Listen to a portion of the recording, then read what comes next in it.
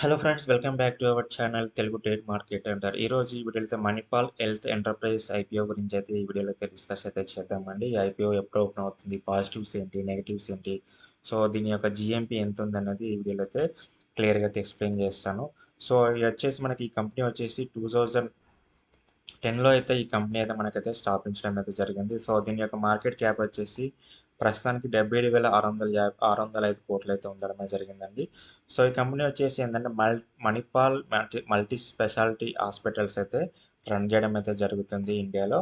వీళ్ళకి దగ్గరగా ఏంటంటే మణిపాల్ మల్టీ స్పెషాలిటీ హాస్పిటల్స్ అనేవి దగ్గరగా వీళ్ళకి 49 హాస్పిటల్స్ ఉన్నాయి. అరౌండ్ 13,037 బెడ్స్ అయితే వీళ్ళు ఆక్యుపై అయితే చేయడం అయితే జరిగింది. దగ్గర వీళ్ళు 14 స్టేట్స్లో అయితే వీళ్ళైతే రన్ చేయడం అయితే జరుగుతుంది ఈ హాస్పిటల్స్ ఇండియాలో.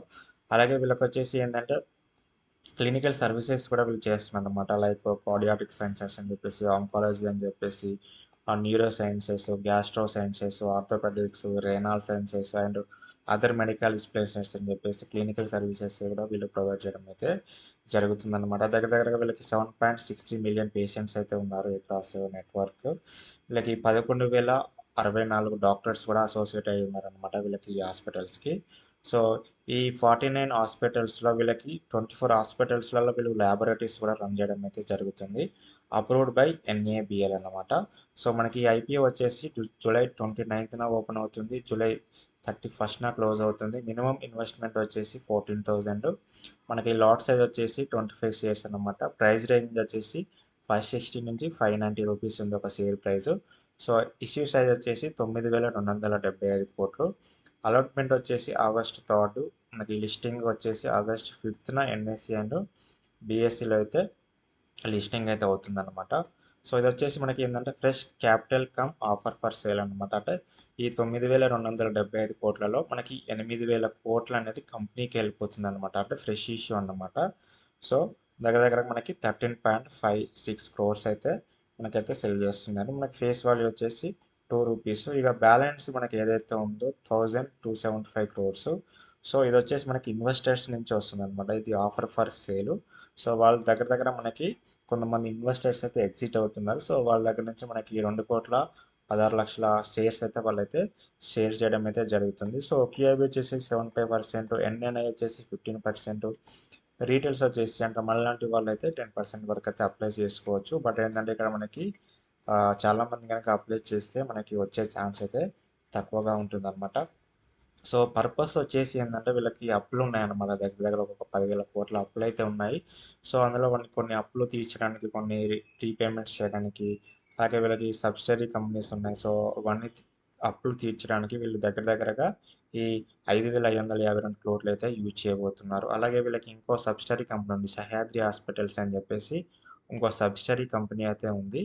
సో వాళ్ళు ఏంటంటే అందులో వాళ్ళకి పార్ట్నర్షిప్ అయితే ఉందన్నమాట. దాన్ని వీళ్ళు ఇంకా ఆ పార్ట్నర్షిప్ని పెంచుకోవడానికి, ఆ హాస్పిటల్స్ని హ్యాండ్ ఓవర్ చేసుకోవడానికి, అంటే దాన్ని కొనుక్కోవడానికి వీళ్ళు ఇంకా ఈ బ్యాలెన్స్ 570 క్రోర్స్ అయితే యూజ్ చేస్తున్నారు. సో నెక్స్ట్ వచ్చేసి బ్యాలెన్స్ ఏదైతే ఉందో అది మనకి జనరల్ కార్పొరేట్ పర్పస్ యూజ్ చేస్తామని చెప్తున్నారు. సో మనకి ఫినాన్షియల్ కనుక చూసినట్టయితే చూడండి, మనకి 2024లో 6,265 కోట్లు వచ్చింది. సో 2025లో వచ్చేసి మనకి 8,322 కోట్లు.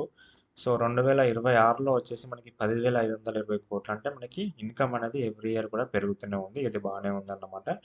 సో మనకి 24లో ప్రాఫిట్ ఆఫ్టర్ ట్యాక్స్ వచ్చేసి మనకి 533 క్రోర్స్ చూపించారు. సో 25లో వచ్చేసి 1,081 క్రోర్స్ అయితే చూపించారు. సో 2026లో వచ్చేసరికి 916 క్రోర్స్ మాత్రమే చూపించారన్నమాట. అంటే 25తో పోలిస్తే మనకి 26లో ప్రాఫిట్ అనేది తగ్గిందనమాట. దగ్గరగా ఒక 1,060 కోట్లు అట్లా మనకి ఇక్కడ ప్రాఫిట్స్ అనేది, సారీ 100 కోట్లు, 120 దగ్గర ఒక 120, 170 కోట్లు అనేది మనకి ఇక్కడ ప్రాఫిట్స్ అనేది తగ్గిద్ది అని చెప్పుకోవచ్చు. So debit data, net worth ఇవన్నీ ఓకే.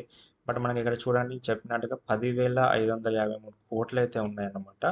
సో మనకి 2025లో 4,766 కోట్లు ఉంటే అది వచ్చేసి మనకి 26కి వచ్చేసరికి డబుల్ అయిపోయిందన్నమాట. సో 10,553 కోట్లు అయితే వీళ్ళకి అప్పులు ఉన్నాయి. ఇందులో ఇప్పుడు ఒక దగ్గర ఒక 5,000 కోట్లు అయితే వీళ్ళు అప్పులు తీర్చబోతున్నారు అనమాట. సో ఇదొకటి అయితే మీరు గమనించండి. సో మనకి పాజిటివ్స్ వచ్చేసి ఏంటంటే ఇది వచ్చేసి మనకి హై బెడ్ కెపాసిటీ ఉన్న హాస్పిటల్ అనమాట పాన్ ఇండియాలో. సో అదొక పాజిటివ్ కిందనైతే చెప్పుకోవచ్చు. వీళ్ళకి ఏంటంటే advanced infrastructure and medical equipments కానీ, లైక్ ఈ క్లినికల్ సర్వీసెస్ కానీ, సో ఇది కూడా ఒక పాజిటివ్ కిందనైతే చెప్పుకోవచ్చు అనమాట. నెక్స్ట్ వచ్చేసి మెయిన్లీ ఏంటంటే బెంగళూరు, కలకత్తా అండ్ పూణేలో వీళ్ళ హాస్పిటల్స్ ఎక్కువగా ఉన్నాయి కాబట్టి వీళ్ళకి ఎక్కువగా బిజినెస్ జరుగుతుంది ఈ 3 లొకేషన్స్‌లో. సో అదొక పాజిటివ్ కింద అయితే చెప్పుకోవచ్చు. ఎందుకంటే ఇవి మేజర్ సిటీస్ కదా! బెంగుళూరు, కోల్కతా, పూణే అనేది.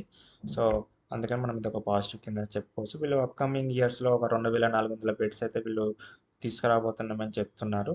సో, ఇది కూడా అంటే మనకి తీసుకురావడం వల్ల మనకి రెవెన్యూ గ్రోత్ కూడా పెరిగే ఛాన్స్ ఉంది కాబట్టి, సో, అదొక పాజిటివ్ కింద మనమైతే చెప్పుకోవచ్చనమాట. వీళ్ళకి backed by reputed investors including Temasek and TPG అని చెప్పేసి ఈ స్ట్రాంగ్ ఇన్స్టిట్యూషనల్ వాళ్ళు కూడా వీళ్ళకి సపోర్ట్ చేస్తున్నారు కాబట్టి అదొక పాజిటివ్ కింద చెప్పుకోవచ్చు. మనకు నెగెటివ్ ఏంటంటే రిచ్ వాల్యుయేషన్ అన్నమాట. షేర్ యొక్క ప్రైస్ అనేది కొంచెం ఎక్కువగా ఉందని చెప్పుకోవచ్చు. నెక్స్ట్ వచ్చేసి 10,000 కోట్ల అప్పులు ఉన్నాయి కదా బిఫోర్ ఐపీఓ. సో బట్ అందులో కొన్ని తీరుస్తా అంటున్నారు.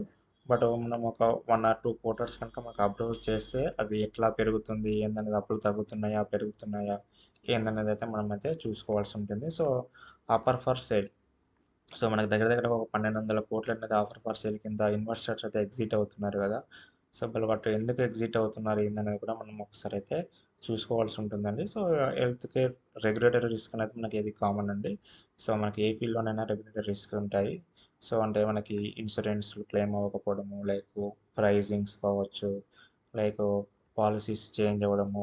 సో ఇవన్నీ కూడా మనకి నెగెటివ్ కిందనైతే చెప్పుకునే వచ్చండి. సో మనకి ఇప్పుడు జిఎంపి వచ్చేసి ఏంటంటే 25 రూపీస్ ఉంది 1 షేర్‌కి. సో అంటే దగ్గర దగ్గర ఒక 4% షేర్స్. ఇదే గనక జిఎంపి గనక మనకి లిస్టింగ్ టైమ్ గనక మనకు ఇదే క్లోజ్ అవుతే మాత్రం మనకి ఒక 4% గెయిన్స్ వచ్చే ఛాన్స్ ఉంటుంది. బట్ మనకి జిఎంపి అనేది ఎవ్రీ డే, ఎవ్రీ గంట గంటకైతే మారుతూ ఉంటుందన్నమాట. సో మనకి లిస్టింగ్ టైంకి లిస్టింగ్ టైంకి మనకి ఏ విధంగా మనకి ఆ జిఎంపి రేట్ ఉంటే ఆ విధంగానే మార్కెట్‌లో ఇదనేది మనకి షేర్ ప్రైస్ అయితే ఓపెన్ అవుతుందన్నమాట. సో ఈ వీడియో నచ్చితే లైక్ చేయండి, షేర్ చేయండి. నా కంటెంట్ కనుక మీకు యూజ్‌ఫుల్‌గా ఉంది అనుకుంటే నా ఛానల్‌ని అయితే సబ్స్క్రైబ్ అయితే చేసుకోండి. ఈ వీడియో వచ్చేసి మీకు మాత్రమే ఓన్లీ ఎడ్యుకేషన్ పర్పస్ మాత్రమే చేశానండి. సో ఐపీఓ అనేది అప్లై చేయాలా వద్దనేది అది మీ ఓన్ డిసిషన్.